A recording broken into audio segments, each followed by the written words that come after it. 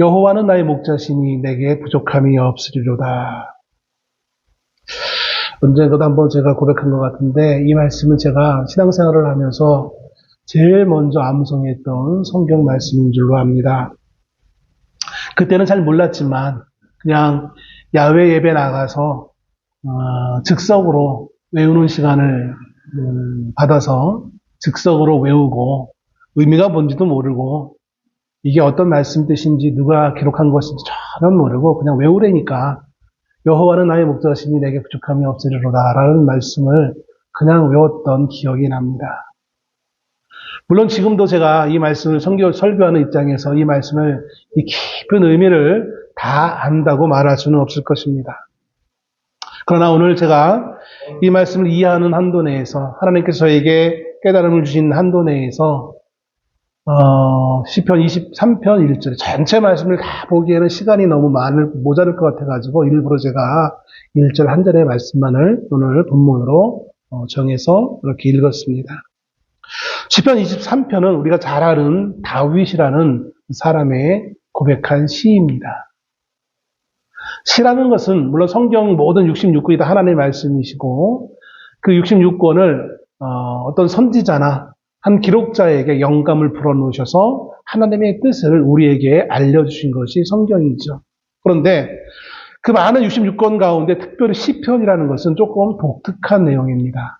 왜냐하면 다른 성경들은 거의 대부분이 하나님이 그냥 영감을 불어넣으셔서 일방적으로 주도해서 기록했다면 시편에 있는 말씀은 기록자가 영감을 받는 건 똑같지만 그 마음에 있는 감동에 있는 내용들을 하나님의 진리와 어우러져 혼합되어져서 좀 더 우리의 감성적인 부분들을 같이 어우러져서 고백하고 있는 것이 시편이라는 것입니다. 그렇기 때문에 다른 성경과는 다르게 재미를 찾아본다면 역사서 같이 스토리가 있는 것이 재미있겠죠. 또 어떤 선지서 같은 경우는 하나님의 심오한 내용이 기록되어 있는 그런 부분도 있겠죠.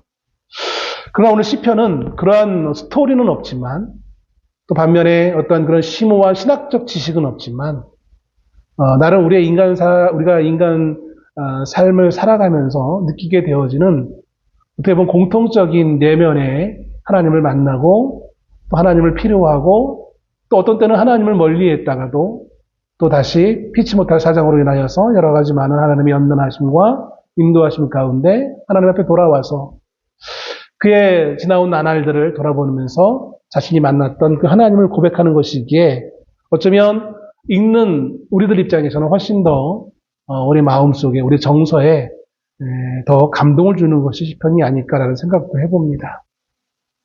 그 시편의 많은 저자들 가운데 다윗이 가장 시편을 많이 기록해주고 있는 것으로 보여지는데 그 다윗이 기록한 시편 가운데 하나가 오늘 23편입니다.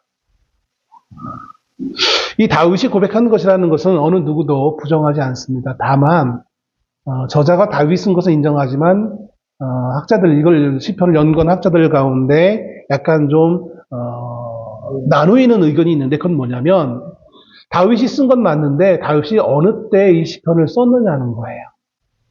예를 들면 이런 겁니다. 다윗이 인생에 모든 것을 다 이룬 다음에 풍요롭고 또 한 나라의 왕으로서 모든 것을 다 이룬 다음에 그냥 편안한 마음에서 이 시편을 기록했느냐 그렇게 보는 사람도 있고요. 또 어떤 사람들은 아니다.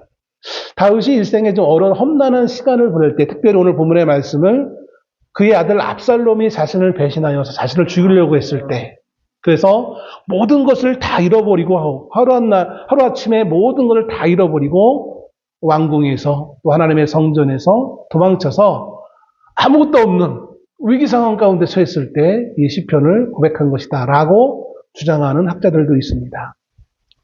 두 상황 다 나름 합리적인 이유들이 있긴 있어요. 그러나 저는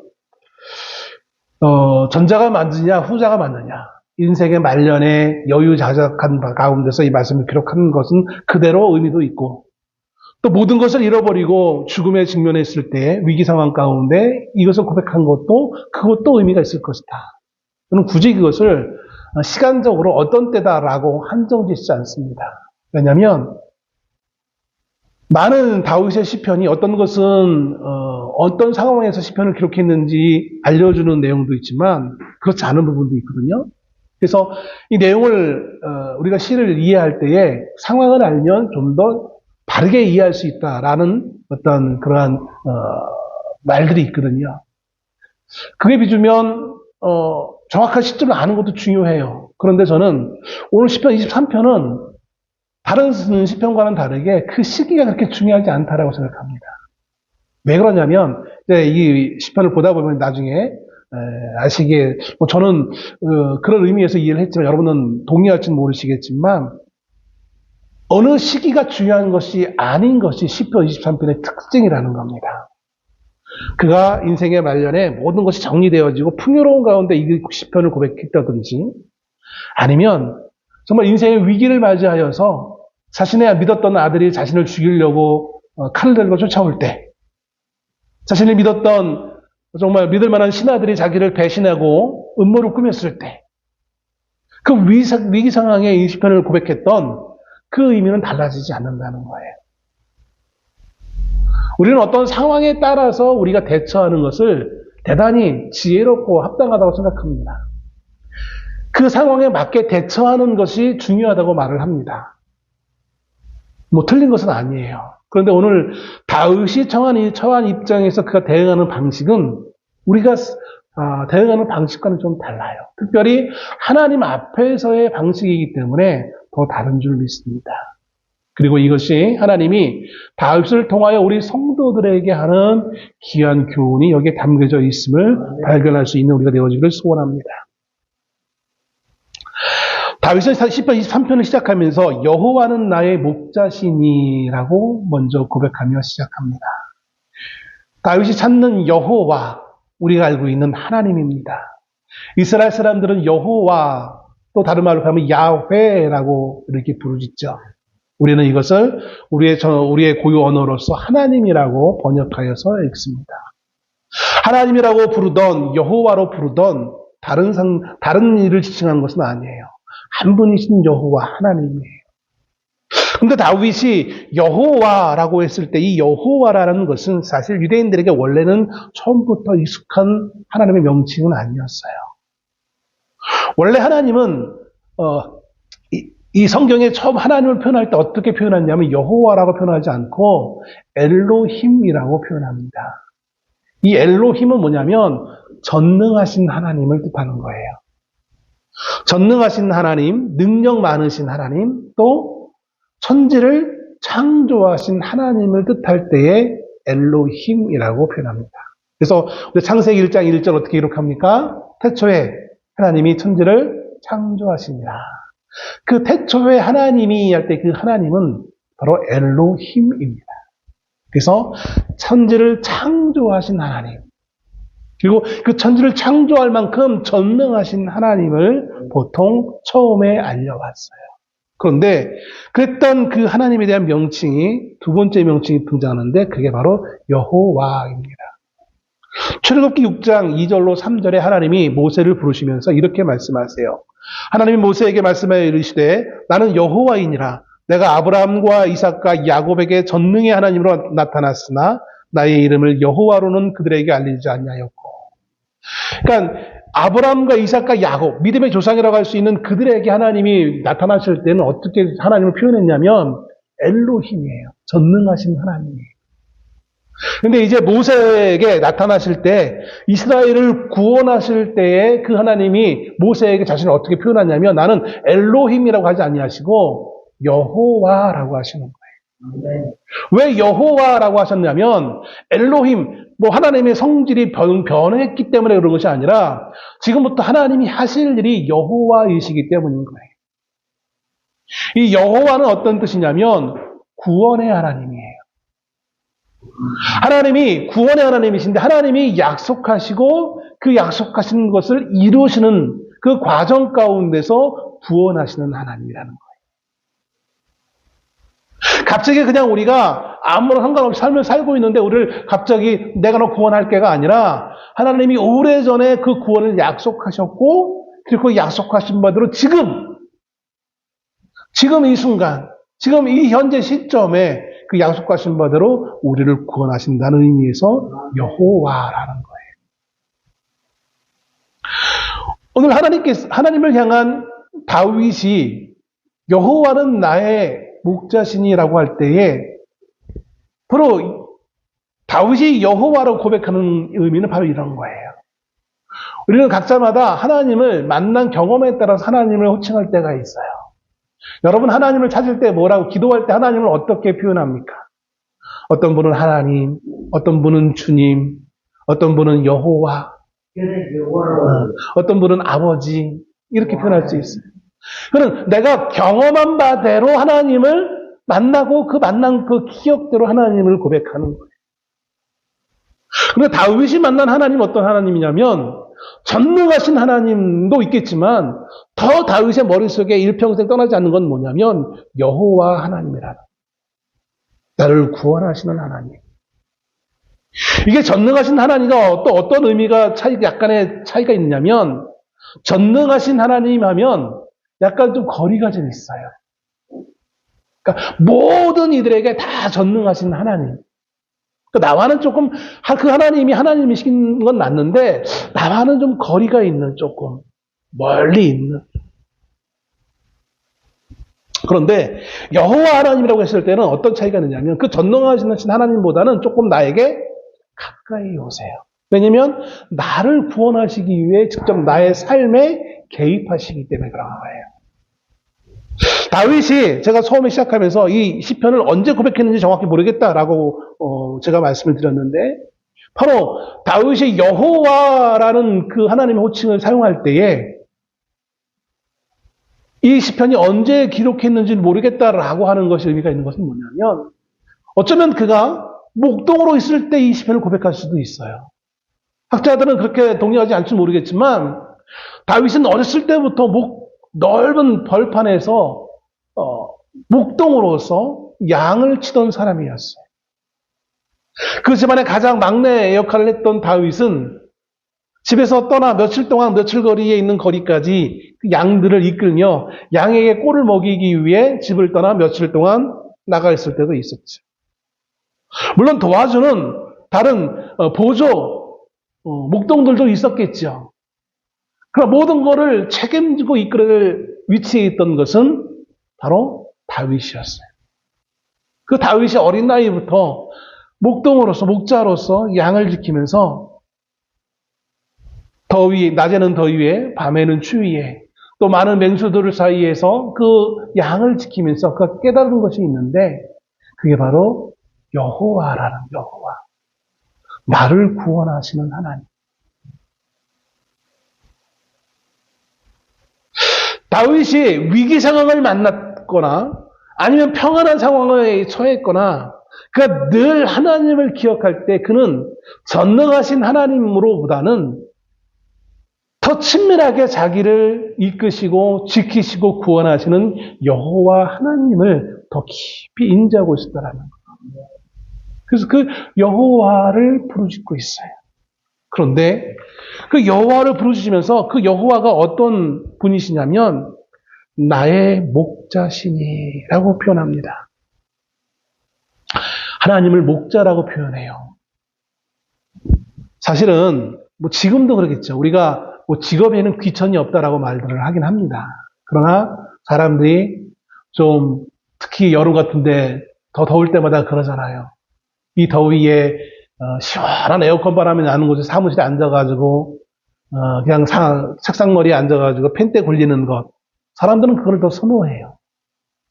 근데 육신이 힘드니까 바깥에 이 땡볕에 나가서 노동하고 하는 거 얼마나 힘들겠어요. 사실 직업이라는 건 귀천이 없지만 우리는 우리의 생각에 따라 우리의 편의에 따라 직업에 대한 선입관을 가질 수 있어요. 그런데 지금도 그렇지만 유대 당시에도 목자라는 그 직책은 그 업은 그렇게 존중받던 업은 아니었어요. 사실 그들의 조상이 목동이었음에도 불구하고 유대인들은 이 목자라는 거에 대해서 그렇게 좀 귀하게 여기지 않았다라는 거예요. 참 아이러니하잖아요. 자기들 조상 아브라함과 이삭과 야곱이 목자였는데, 목동이었는데, 그 목동으로서 이 민족이 이렇게 거대해져 왔는데, 근본이라고 하죠. 근본이 목동이었는데 이제 와서 자기들은 그 목동에 대해서 그렇게 별로 존귀하게 여기지 않았다. 그런 시대에 다윗은 어떻게 보면 하나님을 목자라고 부르고 있는 것은 이건 신성모독이 아닐까? 라는 생각을 해본 적도 할 만한 거예요. 그럼에도 불구하고 다윗은 여호와는 나의 목자라고 부르지는 고백하는데 주저하지 않고 있습니다. 왜냐하면 그가 목동으로서 목자로서 양을 치면서 경험했던 그 내용들이 있기 때문에 그래요. 목자라는 위치에 있는 이가 어떤 책임감이 있고 어떻게 양들을 돌봐야 되는지 알기에 그 감정이입을 해서 하나님이 나를 이렇게 이끄시는구나 라는 것을 알고 있기에 하나님을 목자로서 표현하는데 결코 주저하지 않는 것을 보게 되어집니다. 그러면 다윗이 경험했던 그 목자라는 위치는 과연 어떤 일을 하는 자인가? 첫째는 목자는 양을 위해 목숨을 바치는 자입니다. 뭐를 한다고요? 목숨을 바치는 자예요. 누구를 위해? 양을 위해요. 양이라는 짐승은 매우 약한 존재입니다. 양이라는 존재는 보살핌을 받지 않으면 스스로 살아남기 쉽지 않은 그러한 짐승입니다. 더군다나 많은 맹수들이 도사리고 있는 그 초원에서 또 거치는 그 황야에서 이 양들은 그 스스로 홀로 살아남기 쉽지 않은 존재인 것을 보게 되어집니다. 늘 이 양 주변에는 위험 요소가 너무나 많아요. 자연적인 물이 없어서 위협받는 요소뿐만 아니라 맹수들로 인하여서 양들은 늘 목숨의 위협을 받을 수밖에 없는 것이죠. 양 주변에는 늘 맹수들이 도사리고 있는 거예요. 특히 환경이 더 열악하면 열악할수록 양의 주변에는 더 많은 맹수가 있는 것을 보게 되어집니다. 우리 인간 세상도 그렇잖아요. 이상하게 어려운 환경을 만나면 만날수록 어려운 것이 더 많아지는 것을 봅니다. 부자에게는 별 문제가 안 되는데 좀 가난한 자에게는 왜 이렇게 더 험난한 내용들이 더 많이 찾아오게 되어지는지요.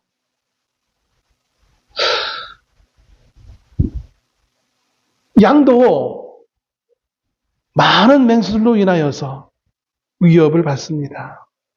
그런데 그 위협받는 그 양들을 지켜야 될 사명이 있는 것이 바로 목자인 것입니다. 그런데 그 목자는 그렇기 때문에 자신의 생명을 도외시하지 않냐면 양들을 지켜나갈 수 없는 것을 봅니다. 요한복음 10장에 예수님이 이렇게 표현합니다. 자신을. 나는 선한 목자라. 선한 목자는 양들을 위하여 목숨을 버리거니와 삭구는 목자가 아니요 양도 제 양이 아니라 이리가 오는 것을 보면 양을 버리고 달아나나니 이리가 양을 물어가고 또 해치느니라. 좋은 선한 목자가 있고 삭군 목자가 있다고 합니다. 삭군 목자는 양을 지키는 것 같이 보이지만 맹수가 다가올 때에 그만 자신의 목숨 때문에 목숨을 지키기 위해 자신이 지키던 그 양을 버리고 도망간다는 것이죠. 그래서 삭군 목자라는 거예요. 반면에 선한 목자는 양을 위해 목숨을 버린다는 겁니다. 사무엘상 17장에 다윗이 골리앗 때문에 무서워하고 있는 사울 앞에 등장했을 때 사울이 이렇게 제안을 하죠. 너가 골리앗과 싸우는 거 내가 그래 100번 양보해서 그러려니 해. 근데 그냥 가지 말고 내 갑옷, 내 무기 가지고 가서 싸워 라고 했을 때 다윗은 그것을 사양합니다. 네 어린 네가 그거 할 수 있겠어? 라는 모든 사람들이 비웃을 때에 다윗은 말합니다. 내가 목자로서 목동으로서 양을 쳤는데 그게 사나운 맹수들이, 사자와 곰이 내 양을 물어갈 때에 나는 주저하지 않고 그 물고 가는 사자와 곰에게 달려가서 그 입에서 내 양을 뺏어서 다시 돌아왔노라고. 이게 그냥 자기를 과대포장하기 위해서 다윗이 말하는 것이 아니라 실제로 그가 어린 나이 때부터 목자로서 양을 치면서 그가 실제로 경험했던 내용들을 고백하는 것이라 믿습니다. 어린 나이에도 불구하고 다윗은 자신의 양을 지키기 위해 어른도 두려워할 수밖에 없는 곰과 사자에게 달려들어 자기의 양을 빼앗았습니다. 되찾았습니다. 이게 목자의 자질이라는 거예요. 이게 참 목자의 모습이라는 거예요. 그런데 그 참 목자의 모습이 누구의 모습이라고요? 하나님의 모습이라는 거예요. 하나님은 결코 자기의 백성을 하나도 결코 빼앗기지 않는다는 거예요. 아멘. 자기의 백성을 위하여 자기의 목숨을 희생하면서까지 자기의 백성을 구원하신다는 겁니다. 그의 산 증거가 어디에 있습니까? 독생자 예수 그리스도가 이 땅에 오셔서 십자가에 못 박혀 죽으신 거에 그 증거가 있는 거예요. 예수님은 실제로 십자가에서 죽으셨어요. 왜 죽으셨습니까? 그의 죄 때문에? 아니잖아요. 그는 그 어떤 죄도 없었다라고 기록하고 있습니다. 그런데 오로지 우리를 위해 십자가에 죽으셨습니다. 이게 참 목자의 모습이라는 거예요. 오늘 다윗은 여호와는 나의 목자시니 목자라는 그 표현을 통해서 하나님은 결코 나를 구원하시되 어떻게 구원하십니까? 자신의 생명을 결코 아까워하지 아니하고 나를 구원하신 분으로서 하나님을 이해하고 있다는 사실인 겁니다. 두 번째 하나님을 이해하는 것은 뭐냐면 목자는 양을 인도한다는 겁니다. 당연한 거겠죠.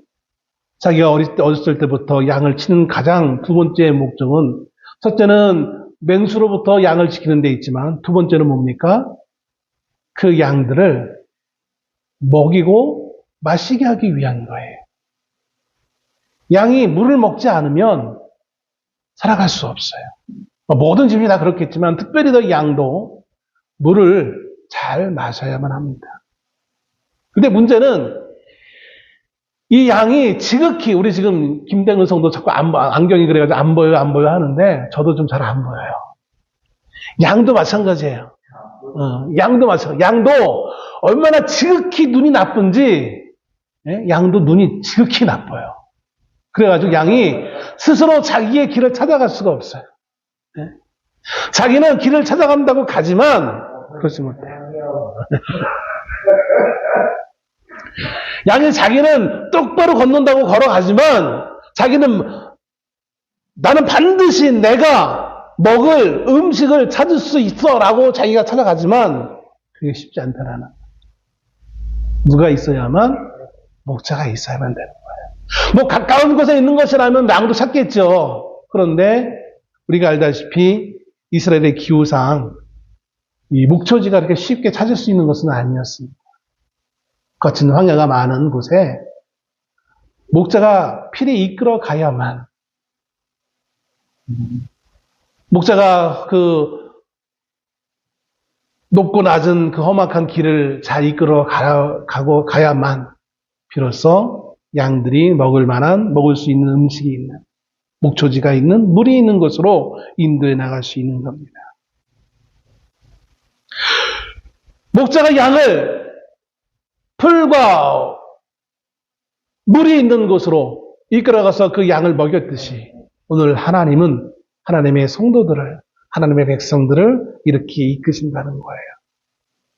우리를 부자 되기 위해서 이끌어가는 게 아니라 우리가 뭔가 어떤 현상들을 목격하기 위해 우리를 이끌어가는 것이 아니라 뭐 재미있는 우스꽝스러운 어떤 것들을 보게 하기 위해서 우리를 이끌어가는 것이 아니라 우리를 살게 하기 위해 이끄신다는 거예요.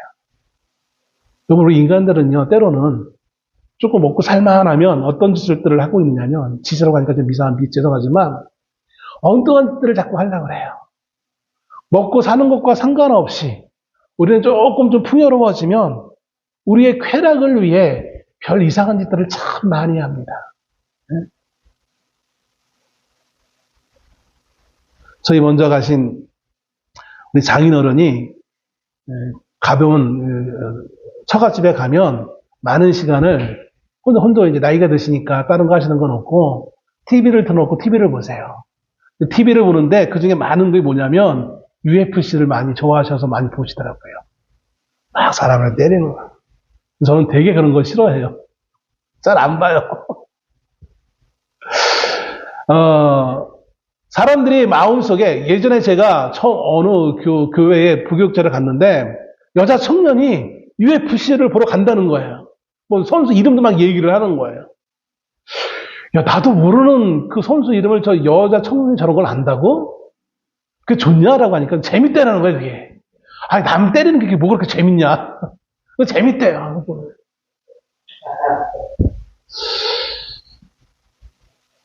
우리 조금만 여유가 있어지면, 스포츠라는 어떤 그런 미명하에, 물론 신사적인 어떤, 게임의 룰을 있어서 전혀 그런 폭력적이지 않은 게임도 있긴 있지만, 참 많은 일들을 해요.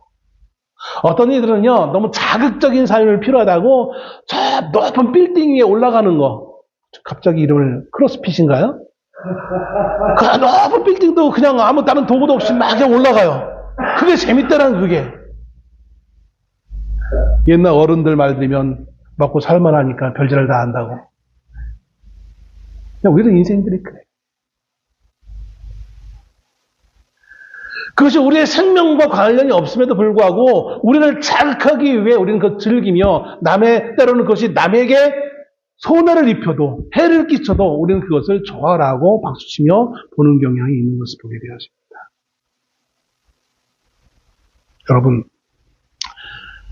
그런데 하나님은 우리의 여유 생활을 위해 이끄시는 분이 아니라 우리의 생명을 위해 이끄시는 분이에요. 우리가 가는 곳은 우리의 여유 시간을 즐기기 위해 교회에 오는 것이 아니라 우리가 살기 위해 교회에 나오는 거예요. 우리가 설교를 단지 그냥 하나님의 말씀을 감상하기 위해 오는 것이 아니라 마치 어느 대형 멀티플렉스에 가가지고 앉아가지고 시원한 에어컨 나오는 데서 팝콘 뜯어 먹으면서 재미있는 영화 감상하듯이 설교를 그렇게 요즘 시대는 듣는 분들이 참 많아요. 우리가 예배를 드리는 이유는 시간이 남아서 예배를 드리는 것이 아니라 살기 위해 드리는 거예요. 하나님의 인도함을 받기 위해 예배를 드리는 거예요.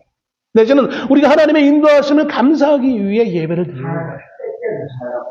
그런데 바로 그 인도하시는 분이 누구다? 목자이고 하나님이시라는 사실인 거예요. 그것을 다윗은 느껴왔어요. 어렸을 때부터 자기가 목자로서 양을 이끌어가는 그 와중 가운데 내가 양을 이끌듯이 하나님이 나를 이끌고 계시구나라는 사실을 그는 깨닫게 되었습니다.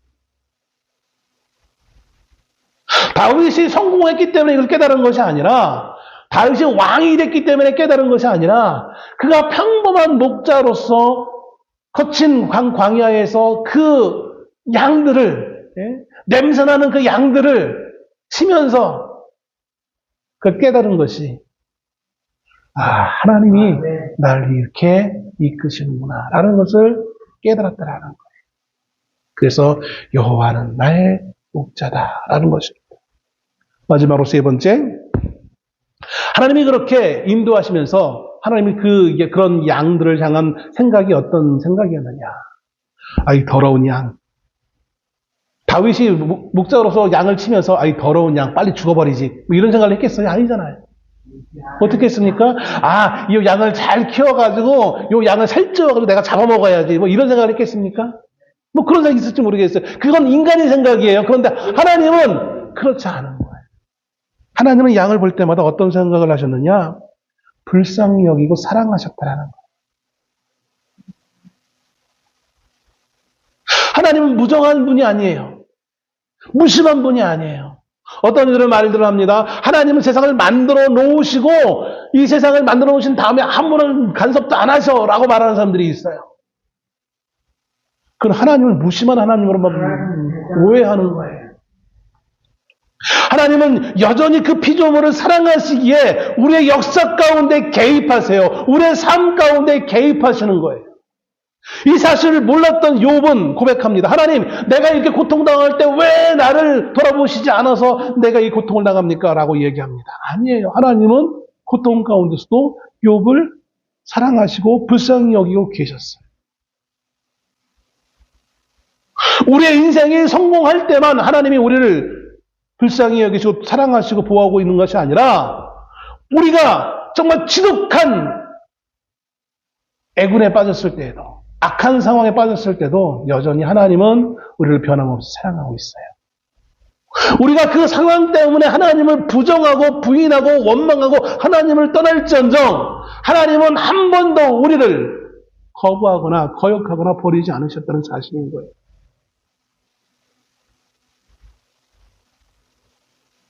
하나님은 언제나, 목자는 언제나 양을 사랑해야만 하는 거예요.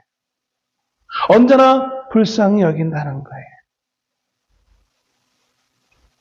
그것이 그 양을 돌보는 원동력인 거예요.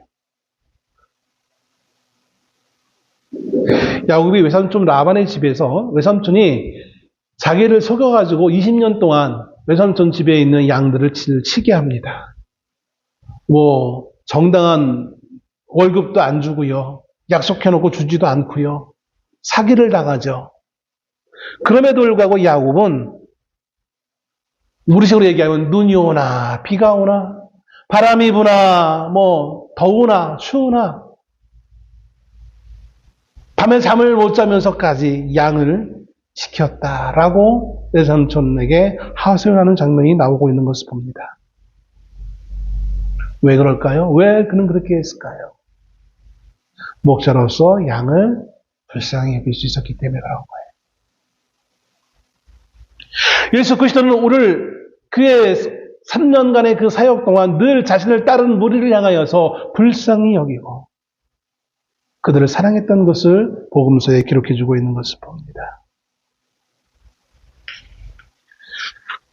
오늘 다윗은 그러한 하나님의 사랑하심을 알기에 나의 목자다라고 표현합니다. 근데 여기에 그 목자 대신 하나님을 아는 것도 중요하지만 여호와와 목자신이 사이에 있는 나의라는 이 말이 매우 중요해요. 나의라는 것은 소유격을 얘기합니다. 결국 이 말은 뭡니까? 여호와 하나님은 나에게 속한 하나님이라는 거예요. 그러니까 내 것이라 내 것. 마치 하나님을 내 것으로 소유한 것으로 표현해요. 여러분, 하나님이 내 것이 될 수 있습니까? 나만의 것이 될 수 있습니까? 거룩하신 하나님을 죄된 인생이 온전히 소유할 수 있습니까? 입으로는 얘기를 해요. 하나님은 나의 하나님, 누구나 다 얘기해요. 근데 정말 하나님이 나의 것이라고 우리가 정말 그렇게 고백할 수 있습니까? 사실 하나님은 누구의 소유가 될 수 없는 분이에요. 거룩하신 그 하나님을 죄된 인생이 피조물이 하나님을 소유할 수 없는 거예요. 원래 소유는 소유된 물건이 더 큰 거예요? 소유한 사람이 더 큰 거예요? 소유한 사람이 더 크잖아요. 근데 하나님이 더 큽니까? 우리가 더 큽니까? 하나님이 우리를 만들었습니까? 우리가 하나님을 만들었습니까? 하나님 우리를 만드셨잖아요. 그럼 하나님이 우리를 소유하는 게 맞지 우리가 어떻게 하나님을 소유한다고 감히 말할 수 있어요? 그런데도 불구하고 다윗은 하나님은 나의 것, 내 것 감히 그렇게 말할 수 있는 거예요. 왜 그랬을까요? 어떻게 그럴 수 있을까요? 그만큼 다윗은 하나님을 멀리 계신 분이 아니라 나와 함께하는 분으로 인지하고 있을 거라는 거예요. 사람들은 어떤 결정적인 한 순간만 하나님이 나와 함께한다고 착각해요. 뭔가 능력이 나타났을 때만 하나님이 나와 함께한다고 생각해요. 심지어 오늘날 성도들은 내가 부자가 됐을 때, 나의 복권이 맞았을 때, 내 소원이 이루어졌을 때만 하나님이 나와 함께하는 걸로 착각해요. 그렇지 않아요. 예수님이 마지막 기도할 때에 내가 아버지 안에, 아버지가 내 안에 계신 것처럼 그들도 누굽니까? 제자들을 얘기하는 거예요. 그들도 그렇게 되어지기를 바랍니다. 라고 기도합니다.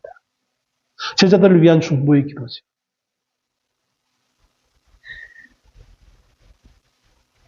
같이 함께하는 것. 공동으로 함께하는 것에 대해서 예수님 말씀하셨던 거예요. 그런데 예수님이 그 말씀하시기 이전에 이미 오래전에 구약의 다윗이 그것을 경험한 거예요. 감히 거룩하신 하나님을 나의 것이라고 말할 수 없는 그 순간 다윗은 깨달았어요. 야곱이 한계가 있는 그 야곱 인생이 그가 힘이 있으면 얼마나 힘이 있겠습니까? 그런데 그 야곱이 야복강에서 하나님과 신음을 하는데 어떻게 됩니까? 하나님이 야 네가 이겼다고 해라. 야곱이 진짜 이겼기 때문에 이겼다고 말하는 겁니까? 아니에요. 하나님이 야곱에게 져주신 거예요. 전능하신 그 하나님이, 능력 크신 그 하나님이 보잘것없는 인생이 야곱에게 져주셨어요. 예수 그리스도가 우리를 대속하시기 위해 완전하신 그분이, 영원하신 그분이 영원하지 못한 우리 인간의 육체를 입고 이 땅에 오셨어요. 우리에게 다가오셨어요. 그것처럼 오늘 다윗이 하나님을 온전히 이해했을 때 하나님은 다윗의 삶 가운데 다윗 것이 되어 주신 거예요. 다윗이 자기의 욕심을 위해서 하나님을 이용하려고 했다면 이런 장면이 나오지 않았을 거예요. 자신의 성공을 위해서 하나님을 이용하는 사람이었다면 이것을 알지 못했을 거예요. 하나님은 지식으로 알 수 있는 분이 아닙니다. 원리를 안다고 해서 아는 것 분이 아니에요. 성경을 많이 읽었더라고 우리가 하나님을 다 알 수 있다라고 말할 수 없어요. 내가 교회를 오랫동안 다녔다고 해서 하나님을 안다라고 말할 수 없어요.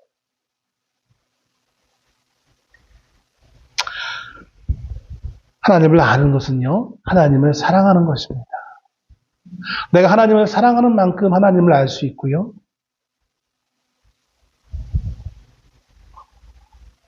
하나님이 나를 얼마나 사랑하는지를 아는 만큼 내가 하나님을 사랑할 수 있어요. 결국 내가 사랑하는 만큼 하나님을 알 수 있다는 이 말. 다윗은 그 어떤 것보다도 하나님을 사랑하는 존재였습니다. 그렇게 될 때에 다윗은 하나님의 양이 되어지는 거예요. 나의 목자라고, 하나님은 나의 목자, 나의 것이야 라고 말할 때 그 이전에 이미 무엇이 전제되어져야 되냐면 내가 그분의 양이 되어질 때 그분이 나의 목자가 되어지는 거예요. 즉 다윗은 자신 스스로가 양이 되어졌어요.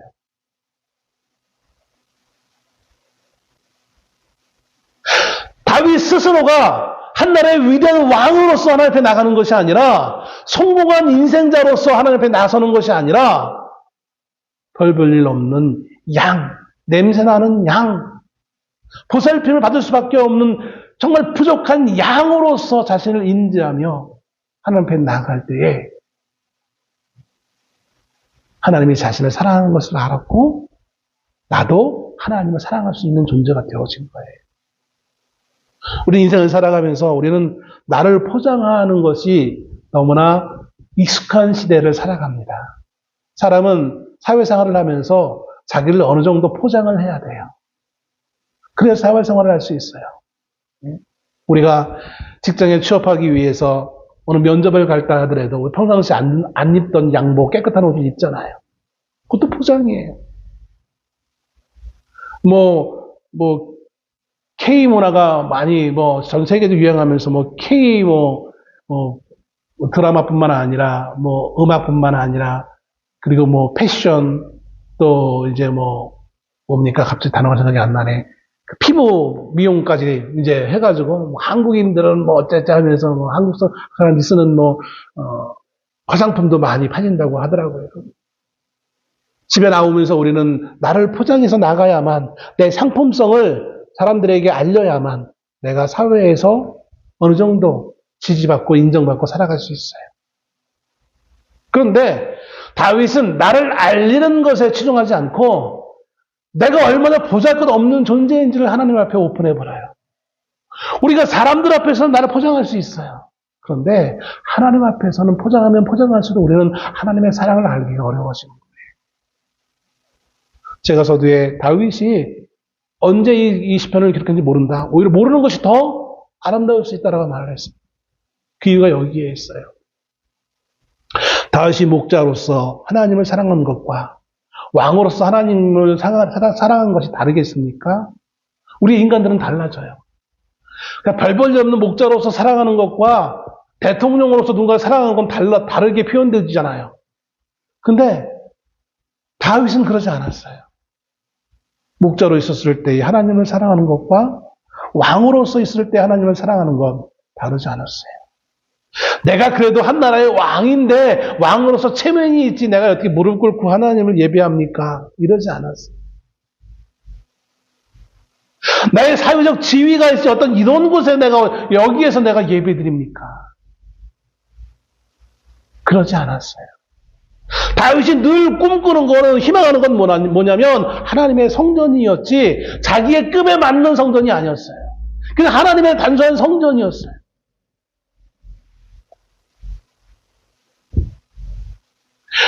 우리 지금 사회적 지위가 있지 이게 말이 됩니까? 이런 거 말고요. 좀 잘 꾸며져 있는 곳. 그게 아니라 그냥 하나님의 성전으로 명명된 그곳. 하나님이 계신 그곳이에요.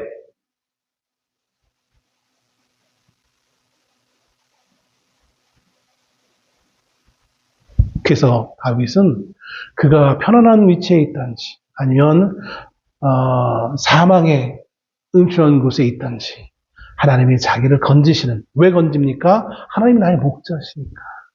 하나님이 나를 사랑하시기 때문에. 내가 잘나서가 아니라 나의 형편이 요즘은 쟤를 건져줘도 되고 쟤는 건져주면 안 될 것 같고 그게 아니라 목자의식에 나를 일방적으로 사랑하시는 분이라는 것을 그는 이미 알았어요. 그런 그분을 자기도 사랑하고 있었기에 서로 연합하고 교제하는 관계에 있었기에 친밀한 관계에 있었기에 다윗은 하나님을 나의 하나님. 그래서 마지막으로 뭐라고 표현합니까? 내게 부족함이 없으리로다. 다윗이 왕이기 때문에 부족함이 없는 것이 아니에요. 다윗이 잘생겼기 때문에 부족함이 없는 게 아니에요. 다윗이 아들들이 많았기 때문에 든든한 배우가 있었기 때문에 부족함이 없는 게 아니에요.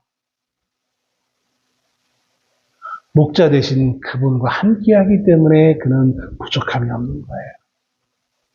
인생을 살다 보면 왜 먹을 것이 없을 때가 왜 없겠습니까? 가난해졌을 때가 왜 없겠습니까? 아플 때가 왜 없겠습니까? 근데 그 상황이 중요한 게 아니라 그 상황 너머에 계시는 모든 것을 다스리시고 나를 건지실 수 있는 그 하나님, 나를 사랑하신 그 하나님과 내가 함께하는 것을 알기에 그는 부족함이 없다라고 말하고 있는 거죠. 세상은 참 악하여서 내가 하나님을 믿으니 내가 부족함이 없습니다라고 고백하면 사람들은 이렇게 조롱합니다. 야, 너 가난하잖아. 근데 뭐가 부족함이 없어. 너 고기도 못 먹고 있잖아. 요즘 고기가 아니라 너는 양질의 야채를 못 먹고 있잖아. 요즘 채소를 양질의 좋은 채소를 먹는 게 부자들의 모습이잖아요. 네? 아주 고급스러운 수입 과일을 못 먹고 있잖아. 너 부족하잖아. 너 명품도 없잖아. 부족하잖아. 라고 사람들은 조롱할지 몰라요. 그런데 그것은 사랑하시는 하나님을 모르기 때문에 그런 거예요. 하나님의 나의 것이라고 말하지 못하기 때문에 그런 거예요.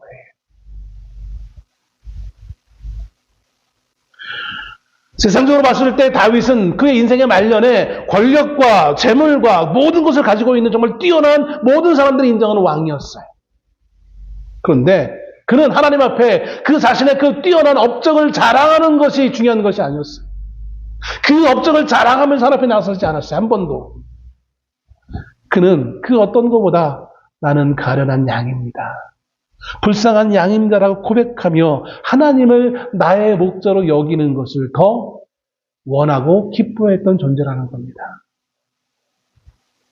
여러분, 우리의 인생의 삶에, 한 주간의 삶 가운데 내가 이렇게 성공했습니다. 많이 이루었습니다. 자랑하는 인생보다는 나는 불쌍한 하나님의 양입니다. 라고 고백하는 것이 더 기쁠 수 있는, 하나님과 함께 할 수 있는 인생이 되어지기를 소원합니다. 외식으로, 그래야 된다니까 외식으로 나는 내 마음은 안 그러면서 외식으로 나는 하나님의 양입니다. 라고 고백하는 게 아니라 정말 하나님이 나의 것으로 인정되어지는, 하나님을 사랑할 수 있는, 하나님과의 뜨거운 관계가 형성되어져서 하나님을 만남으로 말미암아 하나님은 나의 목자입니다. 고백할 수 있는 한 주간의 삶이 될 수 있기를 주로 축원합니다. 기도하겠습니다.